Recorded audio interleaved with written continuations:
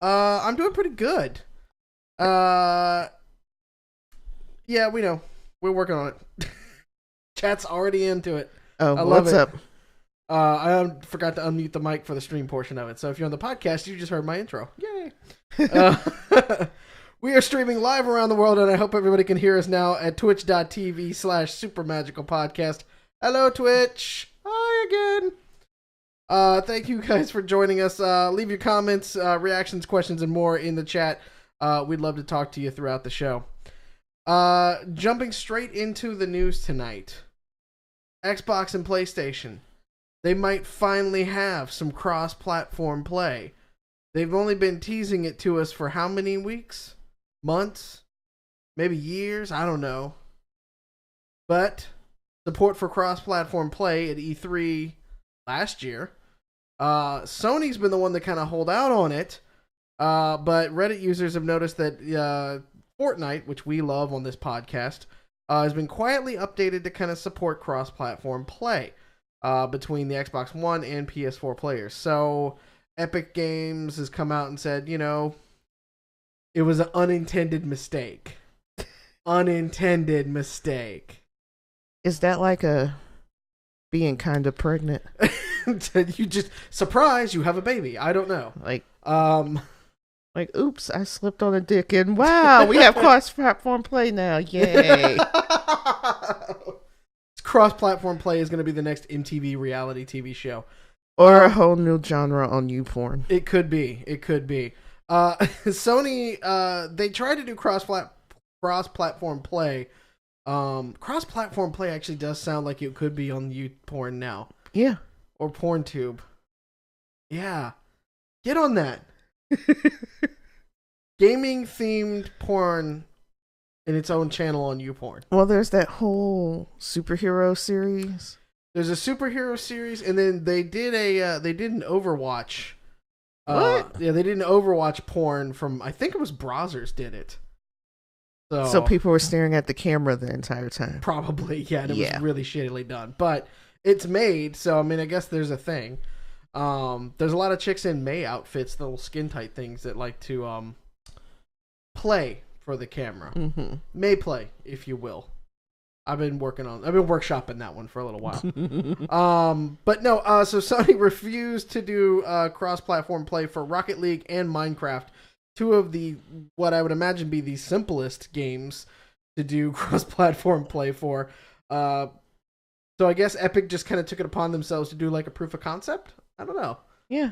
I'm cool with that though. I'm excited about it because I prefer the PlayStation controllers and you prefer the Xbox controllers. I do. So now I can pack up the PS4 and take it to the bedroom and pretend that you don't live here and we can play Fortnite together. I know a lot of gaming families who do that, where they're all in different rooms or they have a couple TVs set up and stuff like that. So if you want to join me in the fun, can also build you a PC because PC Master Race. That's all I'm saying. That's all I'm saying. You can still use your PS4 controller that you love. Okay.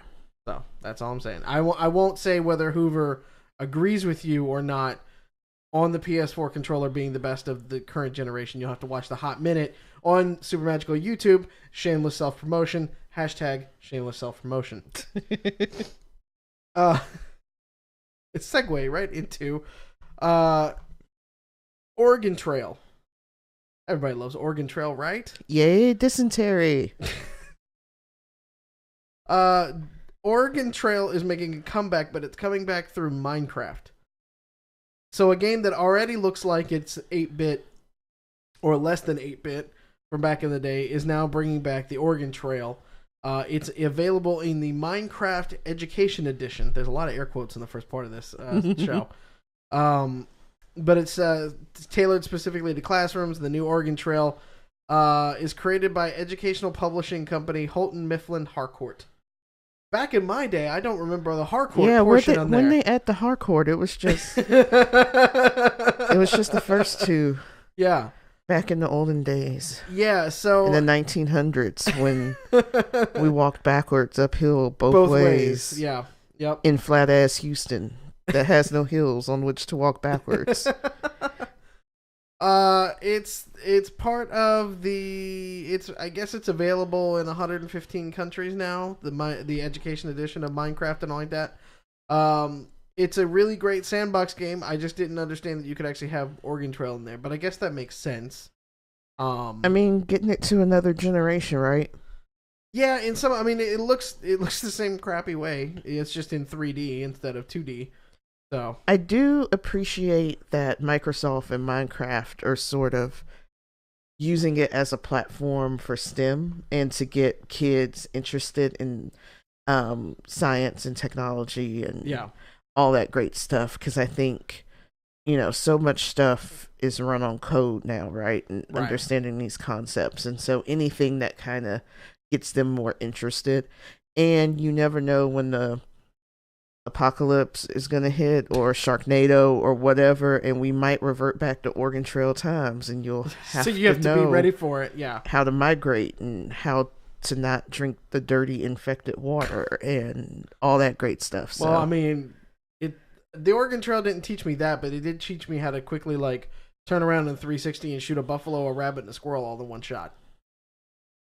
that's impressive. Yeah, yeah. I had mad skills when I was 12 or second grade or whenever the hell that is. I don't know. Speaking of reboots, by the way, your favorite person about town, Hellboy, is coming back. Yeah, boy. Are you excited for the Hellboy reboot? I mean, it seems to be like, I don't know. There seems to be a lot of back and forth with this whole thing. Apparently, I'm always game for some Hellboy since I dream about him randomly. Mm-hmm. And tickling me and then end up attacking you in the middle of the night because Hellboy is playing with me using his tail. So yeah, I'm down. Okay. You're down for that? There's been a lot of issues with the actual reboot itself. Apparently, it's under fire for a lot of whitewashing and the usual kind of things that go on right now with superhero movies. Yeah. So I'm hoping that they can figure some of that kind of stuff out. I mean, I'm not as taken aback by the actual picture of Hellboy that they've posted because to me, it doesn't look that much better than the original. I mean, the original one would look pretty good. I guess the new one's supposed to be a little bit more serious and dark, or I don't know. Yeah, I'm looking at this picture now. It doesn't look that much different. Yeah. Admittedly, I haven't read the comics, so I don't know a lot of the background in regards to the whitewashing or anything else. Yeah, I think it came basically as like one of the major characters in the show should be Asian, and I don't think it will be. It's a very that again, the same problem with Benedict Cumberbatch's Doctor Strange. Yeah, that whole kind of thing, and so it kind of sucks because it's like there's enough great acting to go around, and so like I don't know why they're like. Yeah, like, make it true to the content and just keep it moving. You know what I'm saying? Because I really didn't think that the substitutions they made in Doctor Strange made that movie much better. right. Those kind of a lot of those people that they worried about with it and stuff like that just felt like ancillary characters, and they probably could have did a better job. Well, casting overall, except for Tilda Swinton, and I think that character was the one that people were most in arms about. No, but that's what I'm saying. I don't think she brought anything new to the character that, like, she didn't, like, kill it as a performance. Gotcha. You know what I'm saying? Like, I felt like there probably could have been better people there for that, because really and truthfully, she just needed to get out of the way. She was essential to the plot, but otherwise she could have just gotten out of the way and let Benedict Cumberbatch do his thing, because, about 5 minutes into that movie, he had already taken over, personally, so... That's like every movie that he's in. Yeah, I'm fine with that. I love it. He carries a lot of stuff. Yeah, no, I mean, looking totally at you. Fine. Oh my God, Joe, where are you at in the comments for Star Trek Into Darkness? Wait, does he? No, he hates that movie. Oh, okay. Yeah, he's with you. He's with you. Running in corridors. Fucking, and don't even get him started about the whole Beastie Boys thing, because he'll go on forever about it. Wait, that's the third movie, right? Oh, it is. That's the Beyond one that doesn't make any fucking sense. Yeah. Well, yeah, beyond comprehension. So, Into Darkness was just not. It was boring. It was kind of boring. Well, and it was too much of a Wrath of Khan retelling in a different way. But then Beyond was just like a really long episode of the series. Yeah. Like, it didn't feel like a movie. It just... No, I get it, yeah. But whatever. I'll take my Spock anywhere I get it. That can be our S this week, Spock. It's very Spock, okay. Rick and Morty, we talked about it a little bit on this show. You've now become a fan of Rick and Morty. Yes. And it was taken off of, it was being played or streamed on the Adult Swim app, either in real time or the day after it aired on traditional TV. The problem is that apparently there's all these YouTube streams now of all the Rick and Morty episodes, which is against YouTube's copyright violation. But it's not getting taken down by YouTube, and for whatever reason, Adult Swim took it off of their streaming app, which I felt like they could have made ad revenue and things like that for. Well, we know why they did it, right? Well, because they want that money. Well, they wanted to give you a little taste and then take it away. Yeah. And I mean, they knew. Yeah, this is a total Star Trek Discovery thing, where it's like, yeah, we'll put the first episode up on TV, but then you got to come to the app for the rest of it, you know. Well, and they had to know people would continue the live stream thing on YouTube, and if YouTube relies on the copyright owners to tell them to take stuff down, right? Yeah. So if Adult Swim isn't waving the flag saying, hey, take it down, then obviously... Well, and that's sort of the weird thing, because like they are able to bring it, like Adult Swim has said they'll continue to offer the episodes online after they've aired, but they won't live stream in real time, I guess, or something like that. So it's very weird. I don't know what's up, but like for a major content provider to not use YouTube's content flags and shit like that is weird. Yeah. Also, like, y'all live streaming at 11:30 at night? Why not? Maybe that's just me having kids and going to bed. Yeah, no, I mean that is true, but I mean, let's look at the audience of Rick and Morty. I know. I'm just lamenting that I ain't as good as I once was. Yes, Toby Keith. I hear you. That's just the cold hard truth. Hey, let's bag on Nintendo for a little bit. How about it? All right. Nintendo Switch is getting a like new classic arcade games. Apparently we have a fur baby outside, really wanting to get inside. They are getting things like the original Mario Brothers. They are getting things like what they call the Versus system. Mm-hmm. In a recent Nintendo There's Direct. A boxing game, right? Yeah, it's different than Mike Tyson's Punch Out. It's like a little bit different. No ear biting. Yeah, all ears stay intact completely. But they're getting Punch Out. They're getting versus Clue Land, versus Pinball, versus Ice Climber, versus Balloon Fight, and versus Super Mario Brothers and regular Mario Brothers.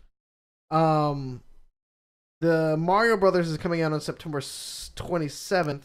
It looks like to be just a kind of direct NES port over. But other games, I think that do a lot of things like the versus Super Mario Brothers has everything all out of whack. I think that's how it was in the arcade game too. I could be wrong, but there's a lot of different things that are in there. It's interesting that like Donkey Kong is not in there. There's like some legal issues or something like that, I think. Wait, what legal issues? Donkey didn't sign like a contract for ever or something? Yeah. This can't be like Dawson's Creek and how when you watch it on streaming now the theme song's different. It's not Paula Cole because they don't have the rights to it. I have to do some research, but there is somebody supposedly owns Donkey Kong the game itself. Oh, it's not owned by Nintendo. Is that what you're? Something along those lines. I have to Gotcha. do some more research. Sorry, didn't mean to stump you there. Yeah, It's just no, I no. want Donkey Kong. That's all I care about. Well, no, because it came out on what they call the Arcade Classic series back in the day. Because I remember playing it a lot. And yeah, it's like I think in like 1990 the courts ruled that like Nintendo didn't have rights to the game, and they like settled out of court and all this kind of stuff. And so I don't know. Like there's some weird stuff. So I don't know if they can actually release the actual Donkey Kong arcade game.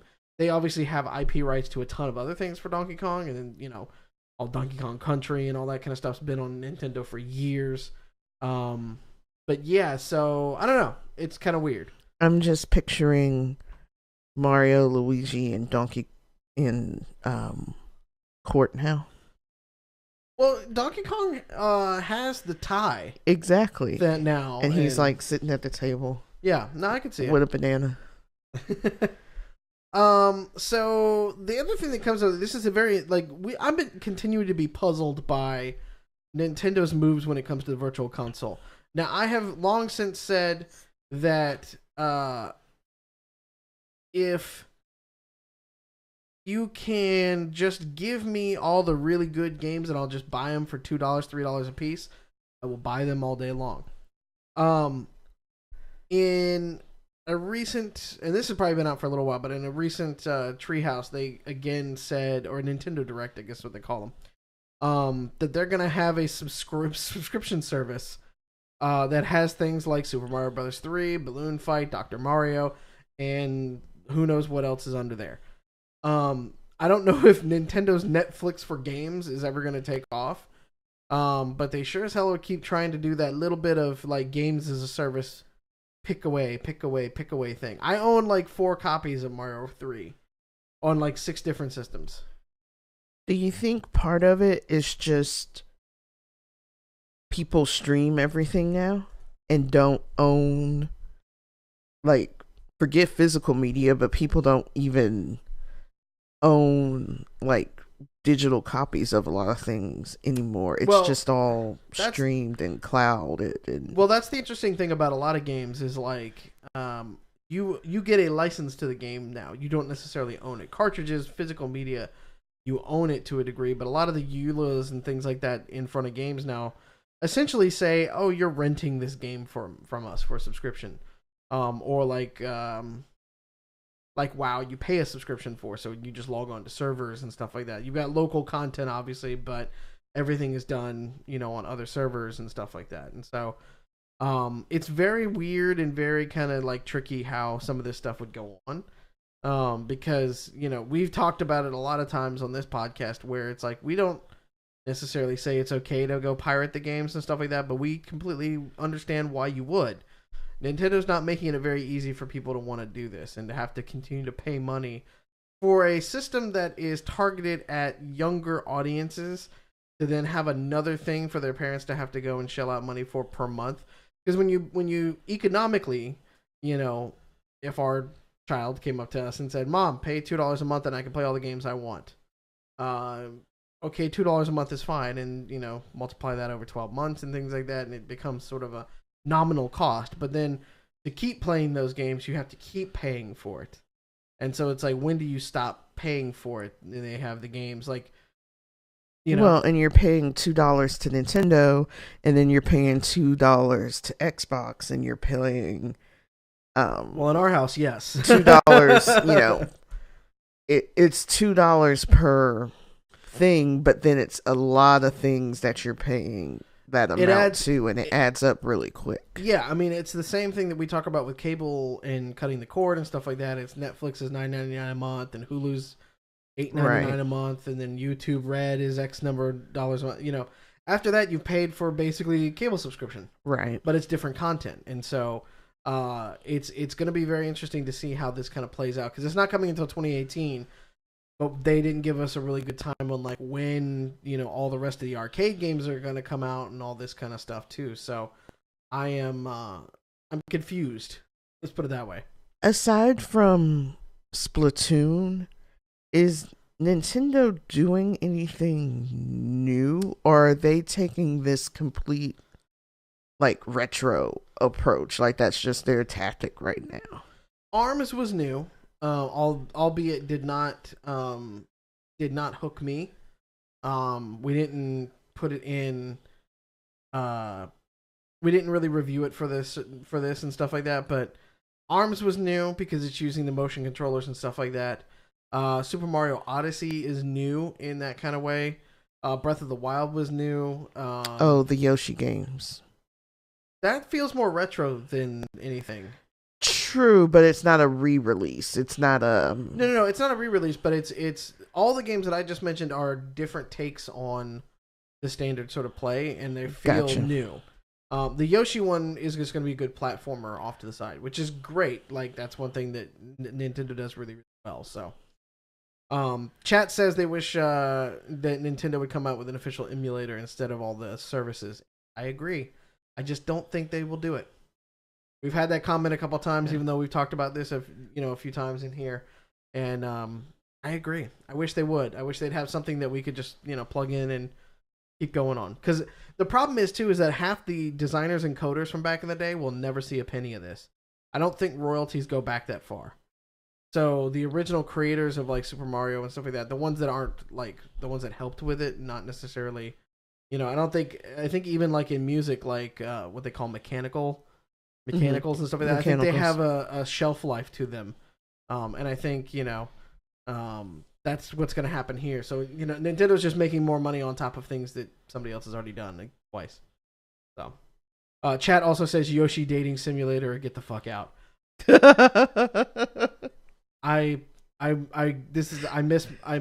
No offense. I miss my usual co-host because he would be like, with us because Pete was streaming Dream Daddy again today. But now I'm thinking in my head and it's like, but it's like weird. It's like, it'd be kind of weird. That's like that. Never mind. Are we getting into it territory? Like, no. Chat just +1 themselves too. That's awesome. All right. This is your time. You go ahead and intro this next portion of the show. Well, to go really mainstream for a minute, the Emmys were Sunday night. And there were some surprises, namely Sean Spicer showing up, but we'll just skip that part. Actually, can I get political for like 2 seconds? Is that okay? I'll allow it. How the hell his ass allowed to come out and... He came out? Oh, that's not what you meant. No, not like that. He's supposed to be, he like lied to America for like a good like 6 months. Alternative facts. Whatever. And everybody makes fun of him when he comes out and stuff like that, but they like give him applause and stuff like that. And Hillary writes a book and she's just supposed to stay in the background for like ever. And it's like, come on, man. Like, so I actually have a friend who went to the Emmys. Yes. And so I was we have a reporter on the ground. So I was talking to her today, and she said it was such an awkward moment being in the audience because everyone was like, too soon? A little bit, right? And it felt too soon. Well, and he really hasn't done sort of the penance yet to be able to be in on the joke. Yeah. So yeah, it's bad when I saw this on Instagram, but it's bad when Lucius Malfoy from Harry Potter takes a selfie, and in his selfie he's just like like he's got that face, like disapproving dad face. And it's just, you see Spicer in the background like talking at a bar or something like that, and he's like this is not cool. This is not cool. And I'm like, you know what? Malfoy's not too bad right there. I mean, maybe he's considering this part 1 of his epic comeback tour. Whatever. I don't think there's any coming back from that, but yeah. Anyways, on to happier things about the Emmys. Yeah. So speaking of things you can't come back from, it was a great night for the black folks.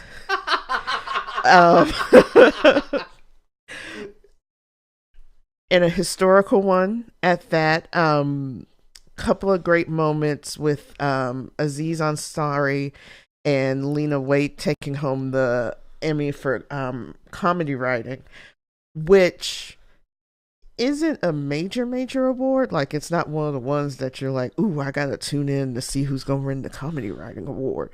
But this should be said too that me tuning into the Emmys, like, I kind of watched them by accident this year because there was no wrestling on, but it was actually an enjoyable show for an award show. Okay. And they didn't, the thing I liked is for the acting nominations, they didn't do the name the person and then show a clip of them doing what they do. They just threw some names out there and then announced the winner. It was great.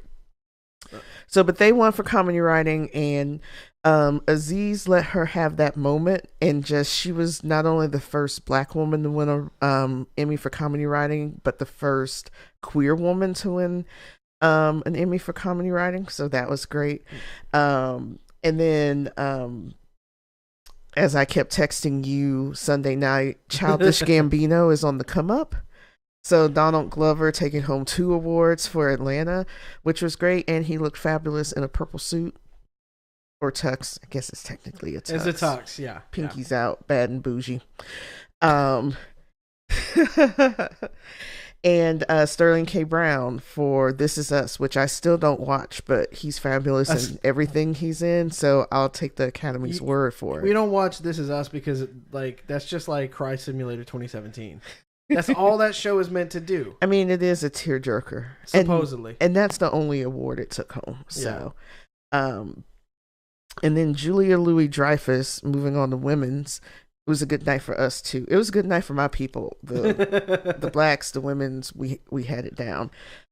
6 consecutive win for Veep, which is the record for the most wins for someone in the same role. Fair. I got beef with this show, though. What's that? We ain't talked about this because I wanted to keep it here for the podcast. All right, what's up? You got beef with Veep? No. How the fuck they gonna leave out Charlie Murphy from the In Memoriam? Yeah, that was... Charlie fucking Murphy. See, the cat agrees with me. The cat agrees. Darkness. Our listeners can't hear, but right when Mallow did that, the cat outside the door was just like, yep, real talk. Mm-hmm. The pussies know what I'm talking about. Yes, they left out Charlie Murphy, which was... And Dick Gregory. But I can't scream Dick Gregory. Like, they left out Dick! So yeah, 2 steps forward for the blacks and 2 steps back. Steps back. I guess we're back to neutral. We're back where we started. Terrible joke, can't do it. Terrible joke, can't do it. Nope. Ugh. But I wanted to ask, so on the subject of the Emmys, I want to know, there's so much programming out there right now, and there's broadcast television, there's cable television, and there's all the streaming content. Hulu also had a big night with The Handmaid's Tale, and that was the first drama win for a streaming service. Yes. Even though Netflix spends like $6 billion a year. Yeah, but Netflix spends like the GDP of like several Caribbean nations. Yeah. On movies and on original programming. Yeah. But I want to know, of all the stuff that's out there, there's still a lot missing. So pitch me on a show that you want to see made. Okay, so the 9 to 5 reunion they had up on stage with like Dolly Parton and Jane Fonda and Lily Tomlin. Mm-hmm. I want that. And then add in maybe a 4th woman for like a new age Golden Girls. Who can we add in? She's a bit younger than them, no, but Angela Bassett, because she makes everything better. I guess. It's like, all right. It's like Golden Girls, but put them in New York City. and then add like Sex and the City in there, because Dolly Parton can't do humor now without talking about being trashy white female And boobs. Mm-hmm. Not that I'm complaining. I love Dolly. Not that I'm complaining. She's an American treasure. Yes. I was very worried about Dollywood last summer. Yes. When the fires were burning. So correct. I want that possibly written by Donald Glover and Dave Chappelle together. I also want Dave Chappelle and Melissa McCarthy to have a sketch comedy show together. Because that would be fantastic. That would be great. That was one of the highlights, was them presenting that award to Donald Glover. And also the bit where everyone who got up thanked Oprah. I thought that was great. She was in the front row. And so that's like just paying penance. One person did it. They were just like, I would like to thank Oprah. And then everybody else decided they needed to thank Oprah too. So I thank Oprah every day I wake up. Shout out to Oprah. Still struggling on the weight loss bus, just like the rest of us. Chat wants a show where people fight with pool noodles till they're unconscious. Like MMA but stupid. I think that was American Gladiators back in the day. I was about to shout out American Gladiators, or it's like the reject version of Ninja Warrior, like the auditions, and these are the people who couldn't even make it to the Ninja Warrior set. Ninja Warrior would be 100% better is if when they're running across those stupid little log things, there were people on either side throwing dodgeballs at them. Ooh, that would be great. See, that's a take from American Gladiators too, right? Because at the thing at the end, was it called the Gauntlet? Yeah, it was called the Gauntlet. The part they had to do at the end, and they ran through this one part, and there were people throwing stuff on the sides. There were people throwing stuff on the sides, and then there was that one time you had to you basically had to run headlong into a football player with a tackle pad or something like that. Like. That was dumb, because they always had the scrawny guy trying to take down Blade. No, Blaze was the woman. One of the main guys. I think there was a dude named Blade though.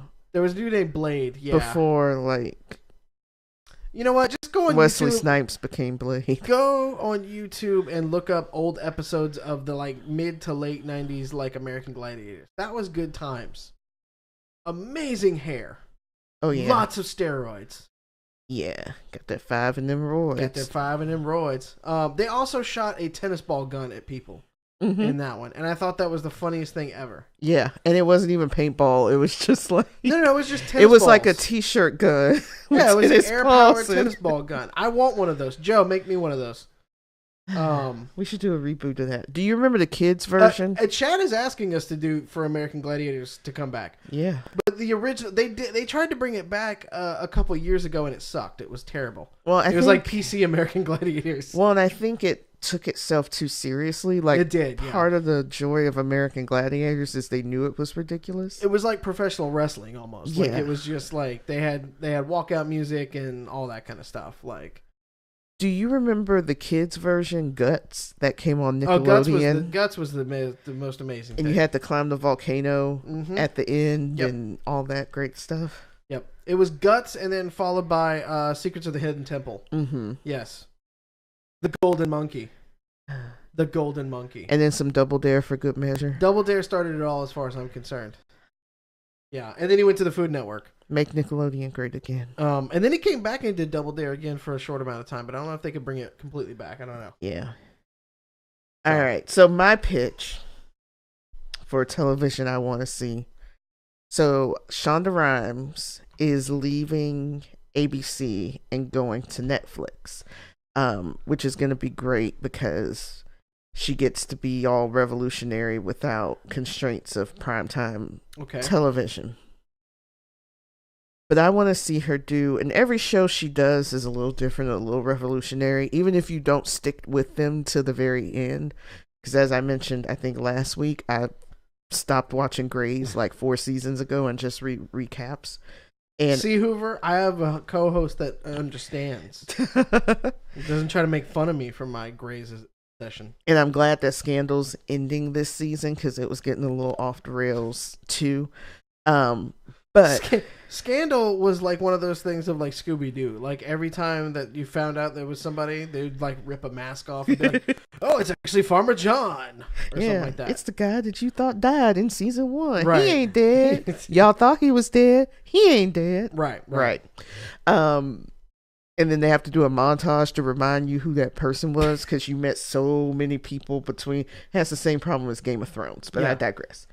So I want Chandra to do an adaptation of a comic, and a very specific comic. Okay. Like a comic, like a graphic novel? Like a graphic novel. Okay. Shonda Rhimes does sex criminals. That's basically Sex in the City, but with supernatural sex police. But with otherworldly, I need something from her that's outside of the realm of reality. Can it star the woman from Insecure? Because she would make a really good villain. Sure, Issa Rae? Yeah. Sure. I know that the woman in the comic is like a pale white girl with red hair, but like I think Issa Rae would actually be funnier. I mean, if we're recasting people, and for anybody who's not familiar with sex criminals, it's about this couple that when they have orgasms, it stops time. And so they use that to travel back in time and rob banks. Well, you got to keep reading. Well, yes, there is more. Weirder. Yeah, that's the basic premise. It gets weirder from there, and it's fantastic. Written by Matt Fraction. It's published by Image Comics. So, yeah, I am a big fan of that series. It's really well written, too. If you like movies like Empire Records or High Fidelity, some John Cusack stuff, it has a little bit of that twinge to it in there every once in a while because... like I always hear like Bare Naked Ladies music playing in the background, or like some like mid to late 90s alt rock music. Most def. It's a great comic. So, and it's one that you don't want to read on public transportation because you look really weird just sitting on a bus full of people and holding up sex criminals. Yeah, that's one you bring on the iPad with Comixology app or something like that, or or you put a wrapper on it. Oh gosh! You put a wrapper on it, huh? Huh? You do, don't you? You do. Yeah, yeah. That wrapper's ribbed for her pleasure, isn't it? Yeah. Stop. All right. Would you say that I was just trolling? Maybe. Funny you should mention trollololos. Yeah. Define that for me through the Webster's Dictionary. Merriam-Webster defines troll as to harass, criticize. Oh, verb. To harass, criticize, or antagonize someone, in parentheses, especially by provocatively disparaging or mocking public statements, postings, or acts. Sexual acts. No. I don't know. I don't know where I'm going with that. So this week, Merriam-Webster released its expanded list of words for the dictionary. It does this a couple of times a year. Sometimes it adds new words, sometimes it updates existing ones. And so one of the updates was to trollolololo, to expand it from being a bridge dweller and being strictly online to also including harassing people in public. Or in person, I should say. Not necessarily public. I control you in the house. And you do a lot, actually. You do a lot. Marriage, no takebacks. I also would like to call out the fact that they added froyo in here. Oh, but I got one that's even better. What? Sriracha. Sriracha I will allow. But why did it need to be added I don't fucking know. Who the hell doesn't know what sriracha is? I don't. Why is it? There's a rooster on the package. Yeah. Yeah. You put it on everything. It makes it better. That is the original and the only sriracha allowed. There are other. Yes, there are. No, because big corporates got to come in somehow and try to make their money. It should be sriracha trademark. You know that sriracha bull? They tried like Q-tip. They tried. I don't think not the rapper. Right. Q-tip, rest in peace. No, he's still around. Okay, still around. Okay. But like, I think. Look it up. Anyways. But like, yeah, like I don't know. Sriracha is only one thing, but like when Arby's started making shit with sriracha on it, like that had jumped the shark. You know, like it's just gone too far. It's gone too far. But froyo, that is not a word. That is a hyphenated thing. meaning frozen yogurt, but yet they had to go and put it in the damn dictionary. I can confirm that Q-Tip, the musician, still lives. Still lives. Okay. Born April 10th, 1970. All right. Shout out to Q-Tip. Yeah, Froyo is one of those. Well, Froyo is annoying as a substance anyway. Yes. So it's evil and should be expelled from this earth. Right. You either have ice cream or you don't. Yes. You have ice cream or you have yogurt. You don't have this in between hybrid. Yeah. It's wrong. Some hippie put frozen yogurt or put yogurt in the freezer by accident one day. And then they were like, I can market this. Ooh, now if you actually froze some yogurt, that's probably good. Like if we took some Elenos and threw it in the freezer. I don't know if that would actually work or not. Oh, well, whatever. So, trollololo. Let's see, what else did they add? A lot of online based stuff, although some things from the business world, like the term onboarding. That was not. This is another one of those times where I wish they had not done that, because I don't like the word onboarding. You don't? It's not a word. Would you like to take this offline? No! We need to have synergy around what we're going to say on the podcast right now. It's too much like my day job. Killing me. Synergy. No! Now you're trolling me. Trollololo. Yeah. And on that note, begrudgingly. Wait. You wanted to talk about the Geostorm. Yes, I did want to talk about the movie Geostorm. Oh, not the car? No. Oh, well, hell. You thought we were going to talk about the Chevy Geos or whatever like that back in the day? I think my mom had one. It wouldn't surprise me, actually. For like 2 weeks before it got wrecked, because somebody stared at it too hard and it toppled over. Yeah. Geostorm looks like the worst idea ever. Like all disaster movies, it looks stupid as hell. They made a thing that can control the weather, and then somebody took over the thing that can control the weather and is trying to destroy Earth. I imagine that somebody being Dr. Claw from Inspector Gadget.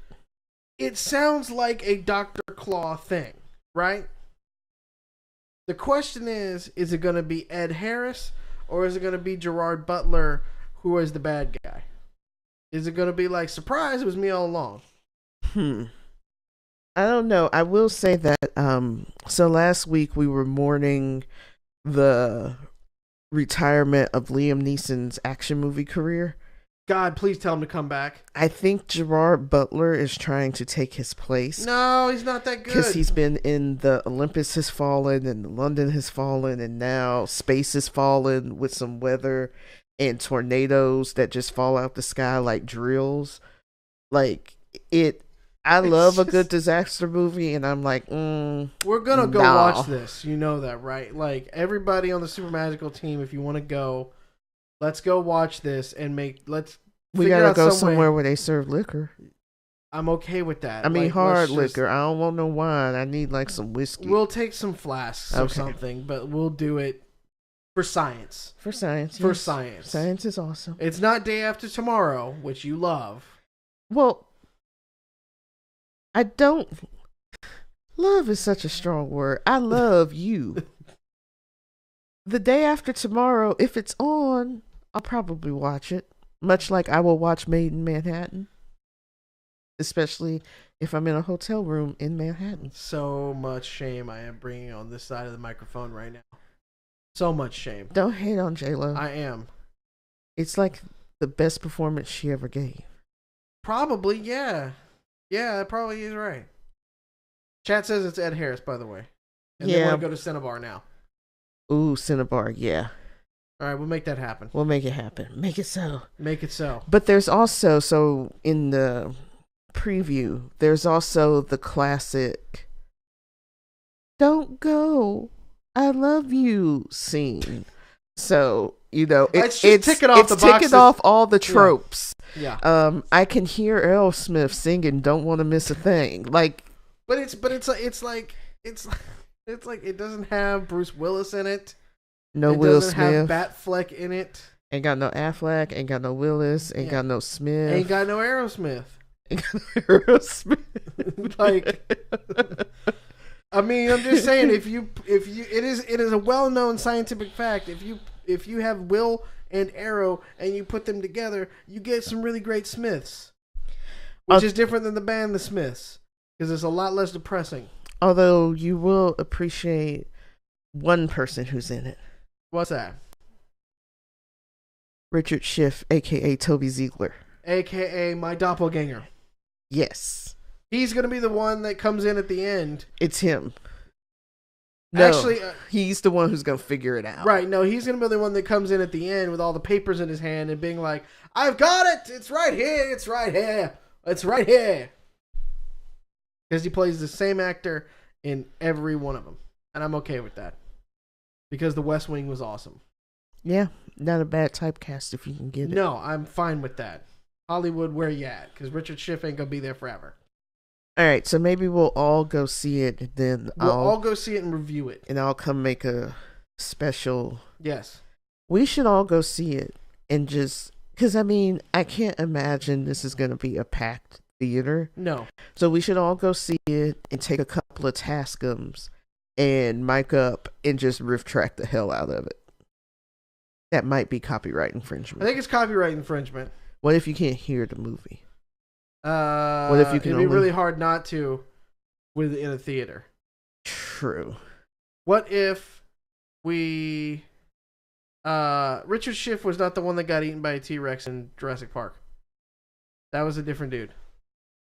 Oh, that was I'm gonna look it up. I know. That's the best scene in that movie. That was the best scene in the. Yes, you're right. It was.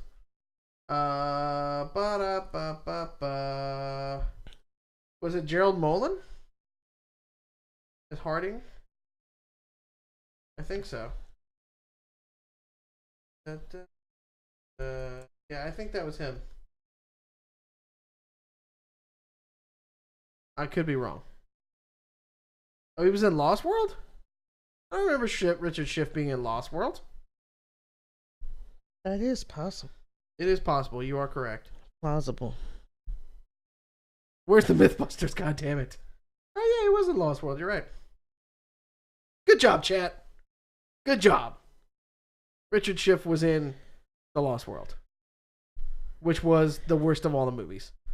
So, I don't know what to say to that.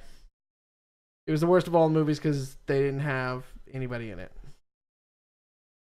Oh, my like 4th or 5th grade science teacher, that was her way of telling us that's her way of getting like science to us and stuff like that, was to show us the Lost World. Yeah. I side-eyed that teacher a lot. And that's South Carolina Public Schools right? at work. There you go. 51st in the nation, baby. Woo! And on that note, yeah, I think we're done. I think we're done. We've gone way off the rails. You guys have been listening to the Super Magical Podcast. Big thanks to Stryker, Joe, Mojav, everybody in the chat tonight. You guys are awesome. If you're listening to this as a podcast and want to interact with the show on Twitch, we stream every Tuesday starting at 8 p.m. Pacific. And next week, Hoover will be back. I don't know if we're going to go back to the usual time or not. We'll figure it out. But he'll be back next week. What? Oh, I was just going to say thanks for not running away with this strange new voice on. I'll go back to hiding in other parts of the house now. We'll have you back on the show, I promise. If you're not able to watch the show live, we're available on demand on Twitch and YouTube the next day, as well as your favorite podcatcher. Throw us a subscribe in your favorite way and let us know that you've done that. We'll thank you on the show like we do. Because we don't do any paid advertising for the show, so word of mouth is literally the only thing that we can get. Your generosity, taking the 5 minutes to help us out, we really appreciate it. Identico, that thing right there, is in its last week of funding. We are getting very close to funded. Please, if you have a possibility of reaching out, if you like Cyberpunk, if you like RPGs, if you just like us on the show, please take a couple minutes and donate. You can find it at bit.ly/IDENTECO. You can also see it right there on the banner. The podcast is recorded here in Seattle. It's a production of Super Magical and Humanoid Games. Our executive producer is Gator Pete. Our benevolent overlord is Grandpa Joe. If you have a comment or question for the show, find us on Facebook or Twitter. Search Super Magical Podcast. For my girl Jay, for Hoover that's out on assignment, for everybody in the chat, I'm Mallow, and we will see you guys again next week. Mwah! Love you in the mouth.